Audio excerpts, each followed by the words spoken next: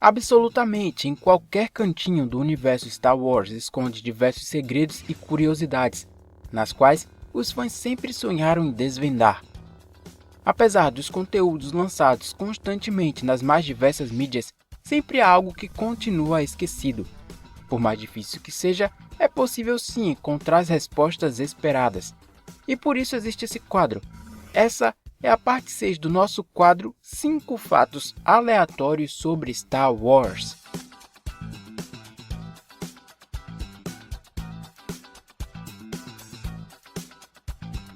Desde as eras da República Galáctica, os oficiais navais eram identificados por placas patentes em seus uniformes. Bem limitadas, eram poucas essas placas. Quando o Império assumiu, optaram por manter e diversificá-las, já que não havia mais a tal liberdade da democracia. O sistema das placas patentes foi ampliado para garantir a segurança dentro das fileiras imperiais, bem como o reforço dos chamados cilindros de códigos. Também chamados de cilindros de classificação de segurança ou cilindros de chaves codificadas, cada um deles continha informações codificadas a respeito de seus portadores. O objetivo era garantir ou impedir o acesso a qualquer área segura, principalmente áreas de segurança máxima. Diferentes dos cartões de acessos para cadetes também fornecidos pelo Império, eles eram praticamente impossíveis de serem copiados, já que contavam com criptografia e registro de senha pessoal. Um oficial podia dispor de até no máximo 4 cilindros diferentes, e geralmente isso vinha acompanhado do ranking. Cada patente que subia no Império, todos os cilindros eram substituídos por novos e novas informações para garantir a segurança total. E é óbvio que, com cada um dos cilindros, os oficiais tinham que ter cuidado absoluto para não perdê-los. Vê aquele soldado. Convença ele que você é o Tenente List. Este é o cilindro de código dele. Faça com que ele abra a porta com ele. Stormtroopers. Os soldados que compuseram o corpo do exército imperial se tornaram famosos devido à sua curiosa capacidade de errar tiros. Isso levantou uma questão bastante interessante. A armadura dos soldados clones era altamente tecnológica. A armadura dos Stormtroopers foi a sucessora dos clones. Ela não deveria ser melhor? Afinal, por que os Stormtroopers erram tantos tiros? Será que eles conseguem ver? Bom, um resumo bem direto é: os Stormtroopers só são péssimos soldados graças ao roteiro dos filmes e séries, mas dentro da história em si, eles na verdade são excelentes soldados, superando até os soldados clones em certos aspectos.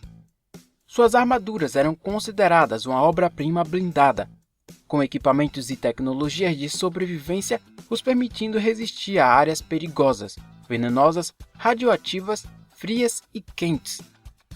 Seus capacetes forneciam proteção craniana, ar filtrado, visão aprimorada, um sistema de comunicação tão eficiente HUD que era capaz de localizar ameaças, auxiliar na navegação e ajudar a alertar o usuário, o que significa que os Stormtroopers enxergavam muito mais do que bem. Uau, você atira mesmo como Stormtrooper. Acho que não vou precisar me preocupar muito. Esse capacete. Não consigo ver. Porém, na vida real isso é totalmente diferente. Durante as filmagens de Uma Nova Esperança, o tamanho dos atores eram desproporcionais às armaduras, que foram todas feitas do mesmo tamanho. Na cena em que Luke diz que não consegue ver nada com o capacete, a fala não estava no roteiro. Mark Hamill realmente não conseguia ver nada, e a fala havia escapado por ele não se dar conta que as câmeras estavam filmando.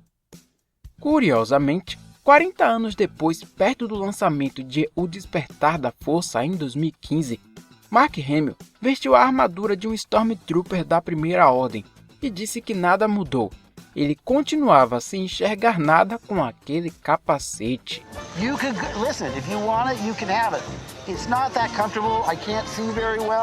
Embora fosse raro, não é proibido mulheres nas fileiras Stormtroopers.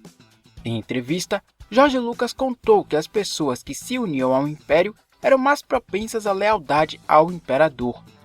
Uma vez recrutados, são enviados para exaustivos treinos em academias, onde também acontece o chamado desumanização, onde o Stormtrooper deixa de ser quem ele é para se tornar um número. O mesmo acontece com as mulheres.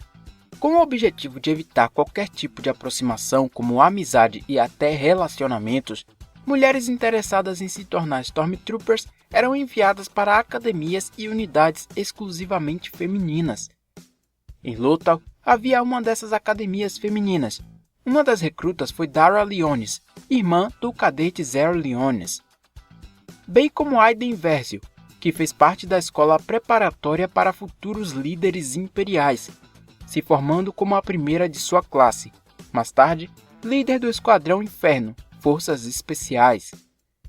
Tem também a Tara Need, de designação SP-457, servindo em Sullust, e havia também uma unidade Stormtrooper exclusivamente feminina, chamada Unit Forne. O Império Galáctico sempre chamou bastante a atenção da galáxia ao fortemente restringir o seu governo a humanos. Abertamente, tentavam não expressar o seu ódio às outras espécies, mas internamente eram altamente xenofóbicos. Sim, o Império Galáctico era xenofóbico.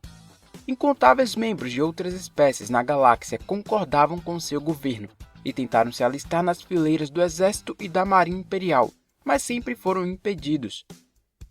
A explicação foi dada em diversas propagandas, onde os separatistas foram ditos como os vilões das guerras clônicas. Como seu conselho foi formado por membros de diferentes espécies, o Império aproveitou isso para justificar a xenofobia. No entanto, dentro do Império haviam diversos oficiais de diferentes espécies, como Mas Amedda e o Grande Almirante Thrawn. Isso aconteceu porque o próprio Imperador nunca compartilhou de tal preconceito e sempre abraçou quem tivesse utilidade em seus planos. Thrawn foi integrado a uma academia imperial por ordens de Palpatine, e ele sabia que o Sith seria alvo de preconceito até dos próprios instrutores. Por isso, Palpatine fez de Thrawn um tenente para evitar qualquer problema. Sem saber disso, os colegas de classe hostilizaram ele de todas as formas que puderam.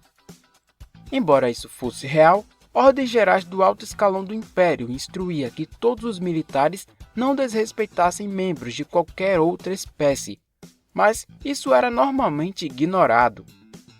A Marinha e o Exército viviam ignorando qualquer protocolo alienígena estabelecido pelo Senado Imperial no oculto. Todos os soldados e investigadores sempre eram deslocados para investigar crimes cometidos por outras espécies, mesmo que sejam crimes menores, e sempre estiveram dispostos a usar a força letal. O resultado era o afugentamento de qualquer alienígena para os territórios da orla exterior, se unindo à aliança rebelde na luta contra o Império. Para o Império, alienígena era um termo geral indesejado dentro de sua ordem, sendo vistos como diferentes ou estranhos. Como todos sabem, Sheev Palpatine, o imperador do primeiro Império Galáctico, era na verdade um Lorde Sombrio dos Sith, velhos inimigos dos Jedi e da própria galáxia. Desde que era um senador por Naboo, Palpatine sempre lutou para manter sua identidade secreta em segredo, e foram poucos os que souberam disso.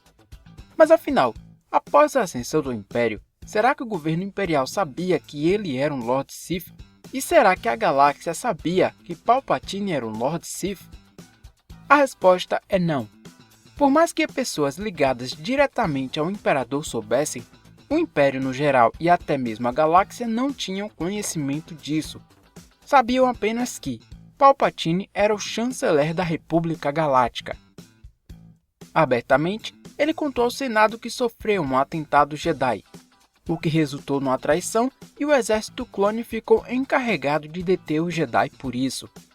Mas, realmente Palpatine nunca se mostrou como um Sith em público, como utilizando a força ou seu sabre de luz, por exemplo.